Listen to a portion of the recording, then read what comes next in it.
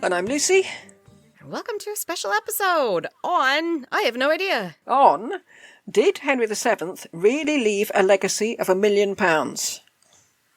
Ooh, I would assume so. Oh, well, you ruined it now. Well, he sucked the money out of everybody else like a vampire. Well, you've told them now, so thank you for listening. Oh, did he? Well, one estimate for the entire money stock of the entire country put it at 900,000, which implies that, no, Henry surely can't have amassed £1 million. Never mind leave it as a legacy to his son. No. And to put it in context, £1 million in 1509 is the equivalent of £662,764,900. Oh, what I could do with that. Well, that's a skilled artisan's wage for 33,333,333 days. And that's over 91,000 years. That's a lot of money. That is a lot of money. We read that Henry's financial policy was pretty much the same as Edward IV's, only more so. But Henry died leaving 80 times as much money as Edward did. And that's a lot more so. Lot of money. And Edward was getting a pension from France. He was, yes. He died solvent, but Henry died rich. Yeah. Edward died solvent partly for not paying his debts, but... Yes. Right, the case for Henry leaving £1 million. What did contemporaries think? In the autumn of 1497, the Milanese ambassador to London, Raimondo de Soncino... Raimondo always sounds like the magnificent Raimondo and his lovely sidekick Rita. Rita? Just Rita. De Soncino reported to Ludovico Sforza that Henry had, quote, 6 millions of gold ducats, unquote. Okay. That's about £1,300,000 in 1497. Okay. The Venetian ambassador said, quote, he had accumulated so much gold that he is supposed to have more than well nigh all the other kings of Christendom, unquote. Reported, though. Well, yeah, where did they get that information? I've no idea. I just assume it's rumours. Okay. De Ayala was sceptical. Quote, the King of England is less rich than generally said. He likes to be thought rich because such belief is advantageous to him in many respects, unquote. Which it would be. It would, yes. If people think you're rich, for a start they'll bend over backwards to appease you.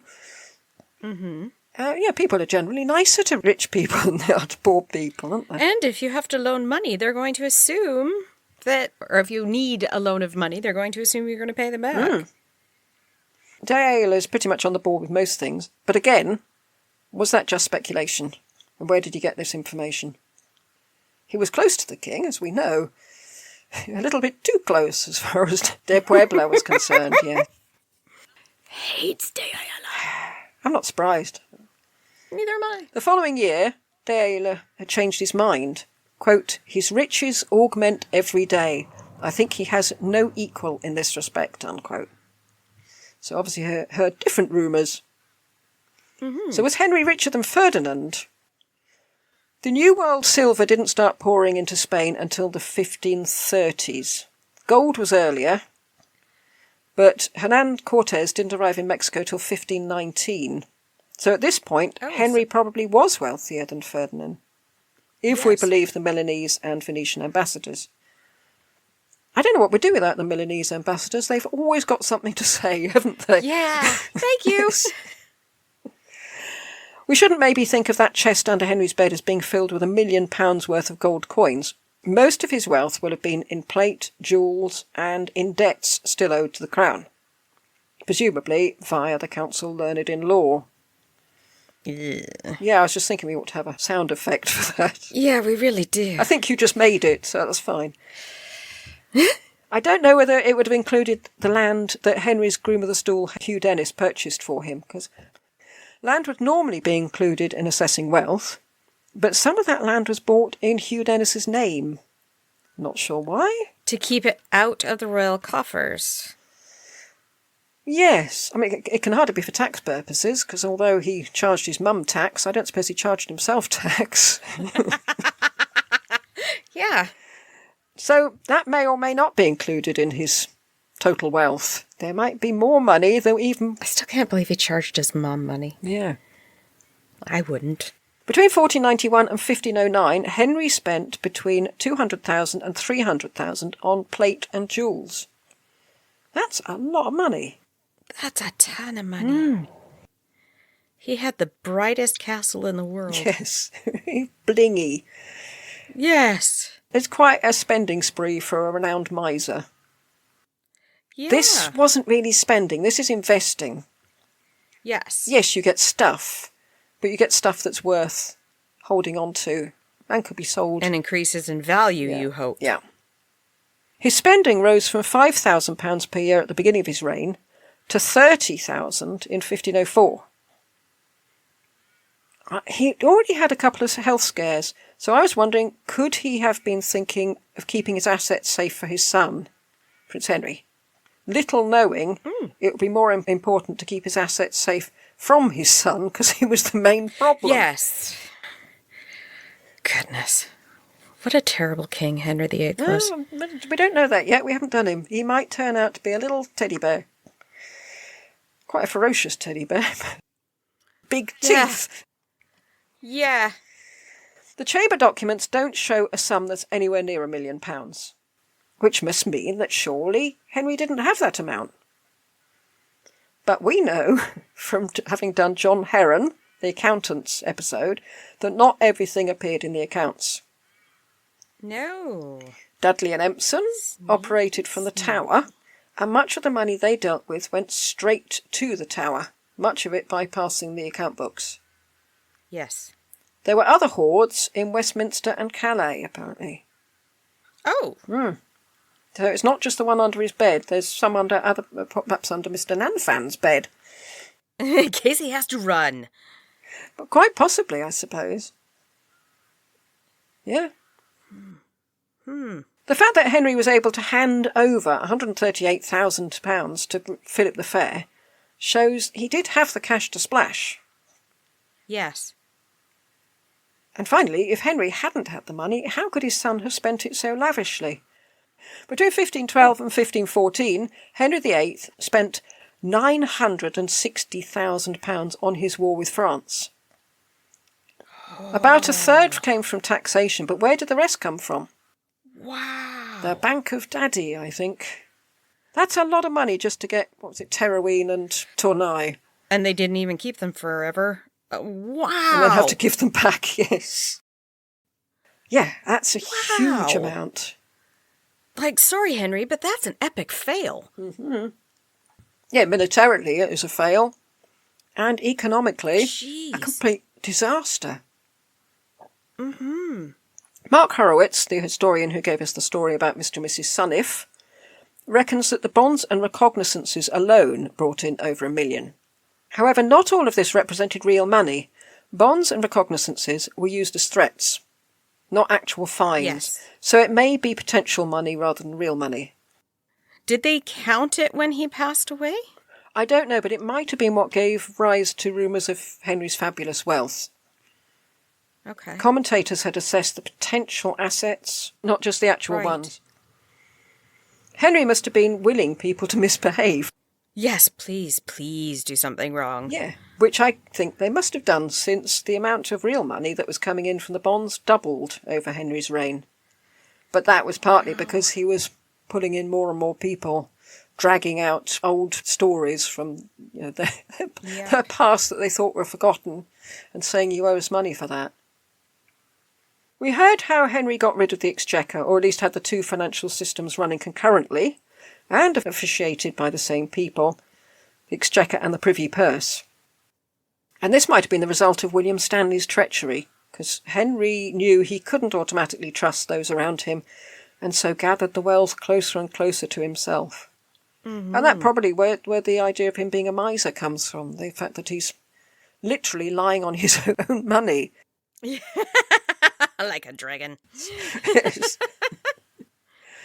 Well, money from Crown lands. Towards the end of his life, Edward IV was getting about £10,000 from Crown lands. Henry was getting about £40,000. Wow. Which means he took them from somebody. Well, part of that was difference in policy. Edward gave away land as a reward. Henry was very reluctant to do that. Oh, yeah. Titles with nothing. Yes. Yeah, have a dukedom. Titles are cheap. We know that Henry didn't need Parliament to hand him out subsidies. He only summoned them twice between 1497 and 1509, and they only sat for 17 weeks. And that may have been partly because he was not a war-loving king, so he didn't have to keep going to them and saying, I want to hit the French again. I want to smack them. But it was also that he no longer needed them. No, don't worry, I don't need you, I got money. Oh, right. You only have to call for Parliament when you need money. Mm-hmm. He has other options. He has now, yeah. And we've seen how Henry used money as a political tool, handing loans, inverted commas, to Philip the Fair and Maximilian. He also used money as a stimulus to the economy. He gave loans of £87,000 to English and Italian traders, and I presume by Italian it's Venetian, to stimulate trade. Because he recognised that a country with a healthy trading balance is a wealthy country. And a wealthy country means a wealthy monarch. And this paid dividends since Henry was getting £48,000 a year compared to Richard III's £20,000. Now that we've done Louis XI, I'm wondering if Henry, being there during Louis XI, was taking all those cues from him. Yeah, either that or he might have been thinking about it. He had a lot of time to think. But yes, he did. He certainly seems very canny. Mm-hmm. A lot of the things he did are horrendous to the poor people involved. Yes. But financially speaking, Yes, he was a genius. if you want a solvent country and a solvent king, brilliant. And all that, and the alum trade too. And we learnt how incredibly lucrative that was. But as well as Henry's policy of how to increase the money that was coming in, he had a strategy of how to spend money too. He would spend it if it would advance him financially or politically, and he would save it if it would not. For instance, he paid £2,832 to James IV of Scotland when he married Princess Margaret. And this is a lot of money, but probably not nearly as much as he would have to spend protecting England's northern borders. Right. Diplomacy was expensive, but war was much more so. Yeah, just look at how much his son spent in one thing. Yeah, precisely. He recognises this. Henry VIII didn't. No. In fact, Henry VII had spent far more money trying to prize Perkin Warbeck when he was out of the Scottish court. Yeah. So, priorities. Across his reign, we can see a decline in the amount that Henry was paying out to creditors. And it may mean, I suppose, that he just stopped paying them back, but it's more likely he just didn't need to borrow as much. After 1499, he was barely paying anything to creditors. In fact, he was a creditor himself. And we heard in the alum trade episode that he lent money to the Frescobaldi Bank to enable the trade. We thought, well, that's odd. You don't lend money to banks, Henry. You've got that completely wrong. Yeah. But surely, I hear you cry, but surely that's usury, and usury is a sin. Yes, it is. Turns out it's only a sin if you're blatant about it. God doesn't mind it if you're sneaky. There's always a way round. Horrible. The Medici used the rate of exchange of currency to hide their profits. They'd lend in one currency and get it back in another, and the extra would be hidden in the accounting. Yeah. Yeah. Henry used the discrepancy in the amount of precious metal in the coinage to hide his profits. Loans were paid out in groats, but they were to be repaid in gold. Not your tacky old groats, Right. That's no good to me. I know what they're made of. If Henry gave a loan to a merchant, it was on condition that he increase his imports into England. Thus, Henry would get a return on the custom duty. And the merchant had to pay a special poundage and tonnage rate while the loan was outstanding. So Henry is very good at having his cake and eating it. Right, I'm giving you this loan, but you're paying me back while I'm waiting for you to pay back the loan, and then I want the money back from the loan. Yes. Interest without calling it interest. Yes. That's not usury. No. No. God wouldn't notice that, surely. No. I mean, we don't know. Maybe he's in Dante's, I don't know, I can't remember which circle of hell it is that Dante gave to usurers and sodomites who were put in together for some reason. But maybe Henry's down there in the usury department. In 1500, his expenditure on jewels and plate had grown, but his generosity to others had declined.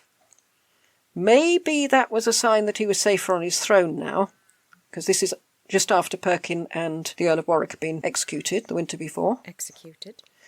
Rolf Wilford had been executed in February, so that problem had been put to bed. Perhaps Henry felt more secure and didn't need to pay people to be his special friend. Now I have a special friend. Or this might be a sign of this change in temperament after Arthur and Elizabeth of York had died. It had been 1493 that he paid £30 to a demoiselle that danceth. He doesn't seem to be forking out that amount on demoiselles towards the end of his reign. I wonder if he would have turned around if he had gotten married again. Maybe. If he would have found new joy in a wife. Yes, and another son, just to be on the safe side. I mean, that's always a worry, isn't it? Yes. Somebody for Henry VIII to want to kill. Yes. Yeah. Like Roland de Villeville.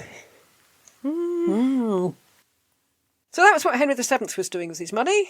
What about Henry VIII?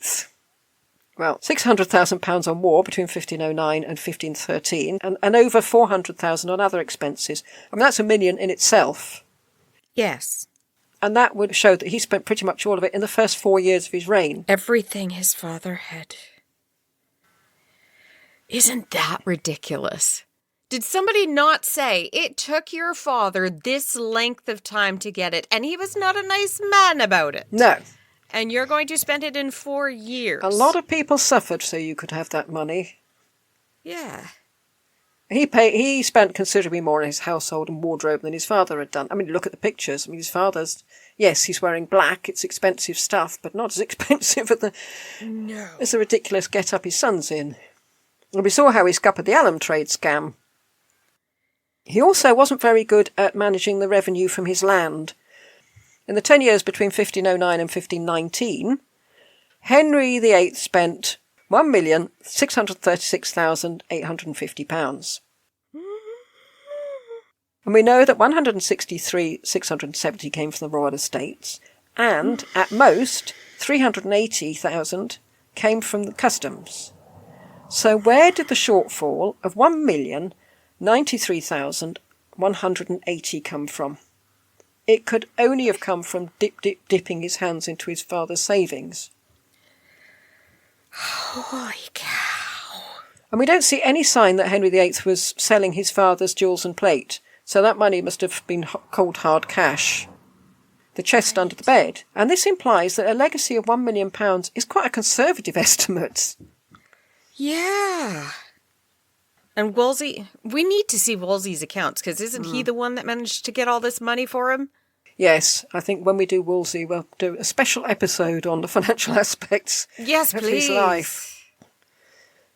Yeah. Goodness gracious. I could never imagine spending that much money. Granted, it is for, like, a country. Well. But not all of it was for the country. No, the country didn't get to wear giant cod pieces and go jousting. Beautiful horses and jewels. And how do we square this circle? The total stock of money in England in 1470 was £750,000 to £950,000, and £1 million to £1.5 million in 1544. Yep. Okay. And if that's the case, then Henry VII himself had nearly all the money in the country. I mean, that can't be right, can it?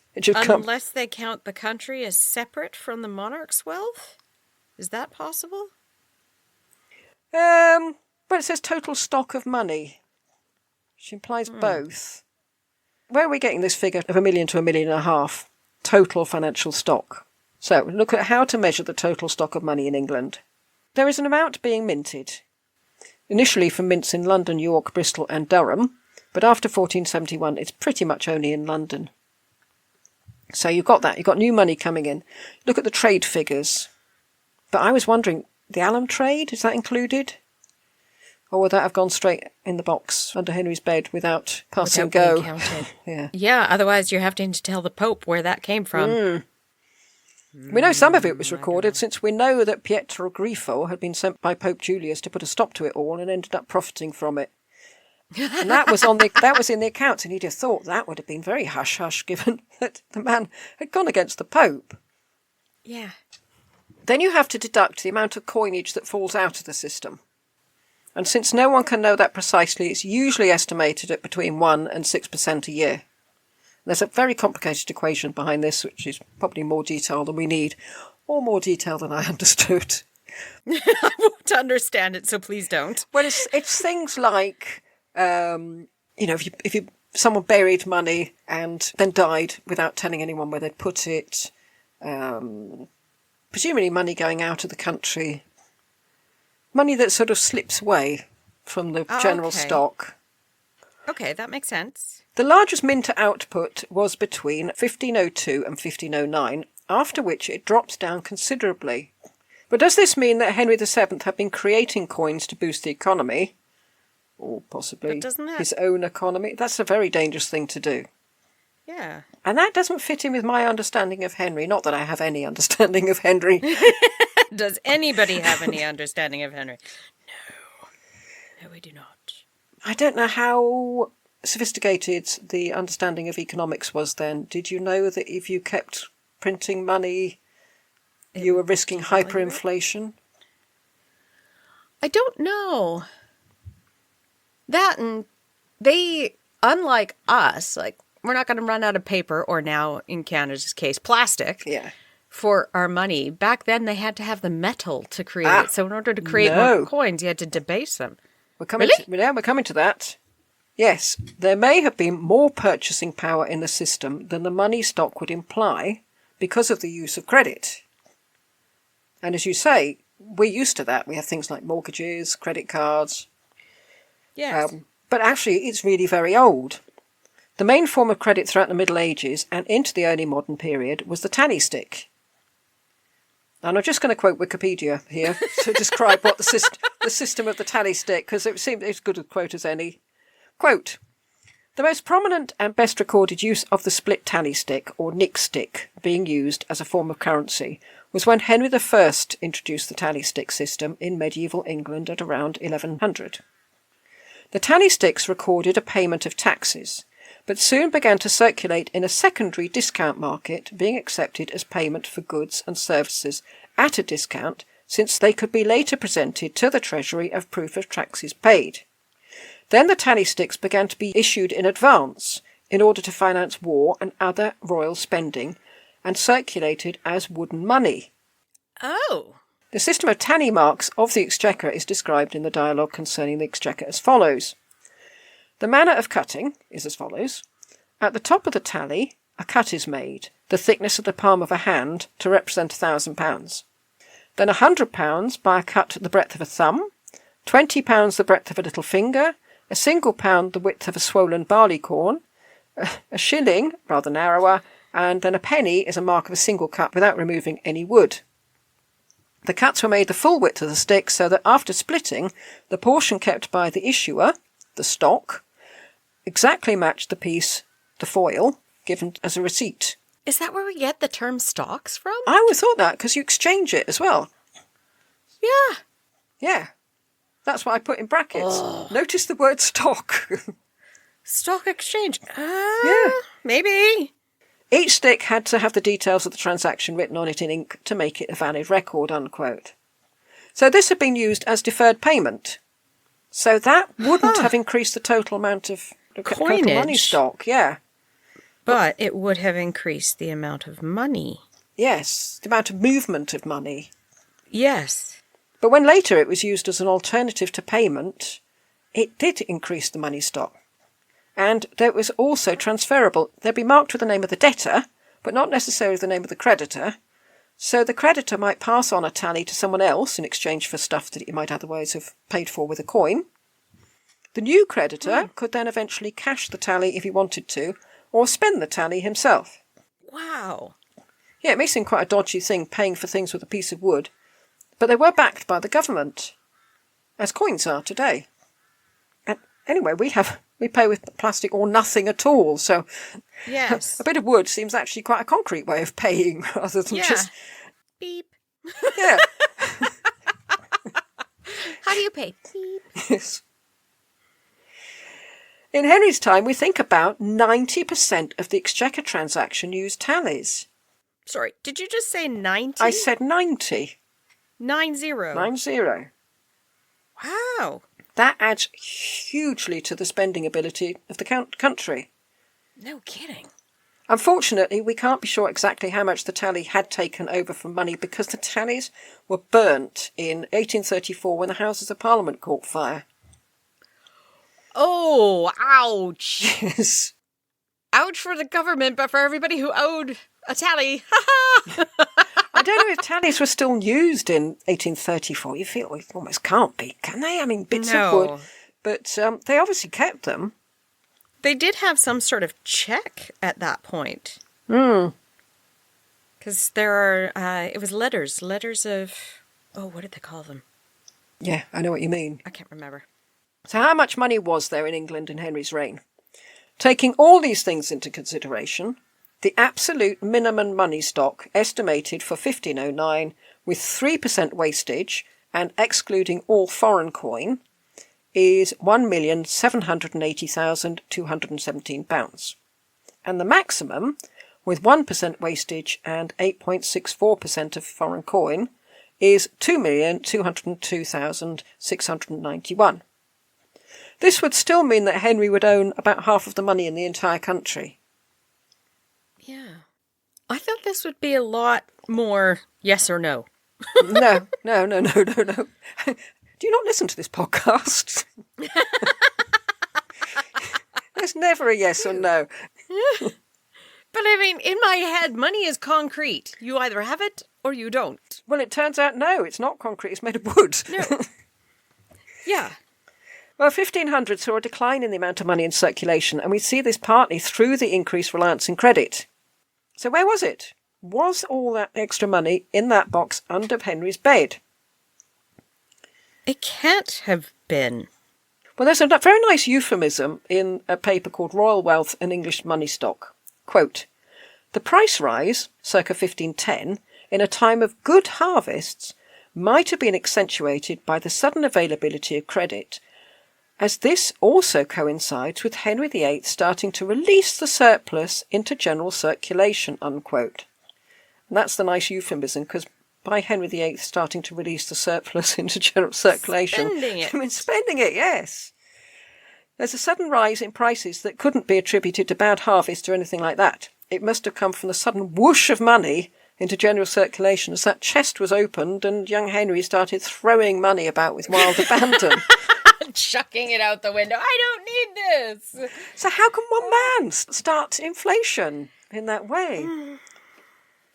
By 1522, there is thought to have been £2 million in general circulation, and this isn't as great as I would have thought, but Henry was pursuing a foreign war, egged on by his father-in-law, as we saw, Ferdinand, and in foreign wars, coinage often goes abroad, especially since Henry VIII was borrowing from the Flemish to pay for the wars.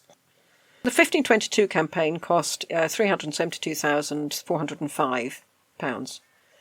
And as Henry's reign went on, he was asking for more and more credit.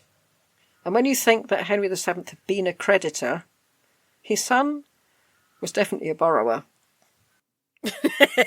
As Shakespeare would later say, you really shouldn't be neither. Borrow or lender be. True. But if you have to be one or the other, be a lender. Yeah. Just not to Henry VIII. No, or indeed Edward IV. Mm-mm. So that morass of numbers was my attempt to say, yes, he almost certainly did leave his son over £1 million, which is what you said in the first place. Financing, I don't think, or economics will never make sense to me. Because I was thinking earlier this morning when they were talking about our lovely budget in face of the U.S. tariffs, I'm in BC, is a deficit. And I'm like, okay, I still don't understand how a country can have a deficit. Who are they borrowing from? Oh, the World Bank. Great. Who does the World Bank get their money from? Oh, the World Bank doesn't have any money. Well, how can they lend money if they don't have any money? Where is this fictional bank that lends countries money? And if every country has a deficit... Yeah, which they do. Who actually has the funds? Henry VII. Go back in time. Yes. It existed at some point. Normally, economics is, just a blur to me. But I found Tudor economics more easy to understand because it's sort of at my level of understanding. That, yeah, a stick. Yes. Yes. I can grasp the concept of a stick. I can't grasp the concept of a bank with no money. No, I don't understand it at all. Yeah, I don't understand why we're doing all this. I really don't understand because it's hurting the U.S. economy just as much as it's hurting the Canadian economy. And I don't know of a single time in history where tariffs worked. No. No. Whenever the word comes up in history, you always know it's going to be followed by a disaster. Yeah, so why do politicians continue to use tariffs? If somebody honestly could, please write in and explain why they think it's going to work, what the precedent is, has it ever worked? I'd really like to know because everything I know of, it doesn't work. And now he's throwing tariffs at everybody. You got what, a 200% tariff on European liquor? What? Yeah, well, you won't get to enjoy a nice pint of Old Peculiar then. And it's your loss. Yeah, well, there goes Guinness. My husband had Guinness yesterday. Won't be happening anymore, honey. Jeez. Yeah, don't get finances. I like the yes or no. Suddenly Henry VII's finance seems a lot more easy to grasp. Yes. Yes. Just stick it under your bed. That seems to be the policy for... Or buy yourself a nice gold toilet. Oh, goodness. I can't believe those exist. Only one. Oh, okay, but still, it exists. Yeah. Oh. Editing Lucy here. In fact, there's more than one, because a golden toilet was stolen from Blenheim Palace. So, at least two. Can you imagine? All that went through my head is, can you imagine how cold that was? Yes, I was thinking... I mean, I have to have a wooden seat or something, surely. Something. I don't want to use it. Are you kidding? The whole room has to be heated to like 85 degrees in order for you not to freeze. Or to get stuck to it with the cold. Could you imagine that 911 call? That emergency call. I'm stuck to my toilet. Okay, Mr. Trump, we're coming out again.